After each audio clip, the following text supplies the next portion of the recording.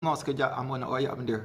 Kita ambil kesempatan Syawal yang datang ni tuan-tuan sekalian untuk kita perbaiki hubungan kita antara adik-beradik kita, antara sanak saudara kita yang kita berbalah dalam bab pusaka, yang tak tegur siapa, yang tak pandang muka, yang bercakap pandang dinding belaka, yang tak dengar ataupun yang sombong sesama adik-beradik, yang balah dengan sebab puncanya harta benda orang tua kita.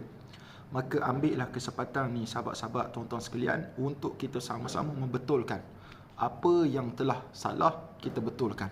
Apa yang putus, kita sambung kembali dan kita ambil roh Syawal itu insya-Allah dalam kita mengembalikan hubungan antara adik-beradik kita sanak saudara, dan moga-moga Syawal tahun ini boleh menaut kembali hubungan keluarga antara kita semua.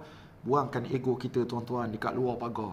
Jangan bawa sekali masuk dalam rumah. Buangkan sifat ataupun pangkat kita yang ada, nama kita yang ada bila mana kita bersama dengan sanak saudara kita insya-Allah.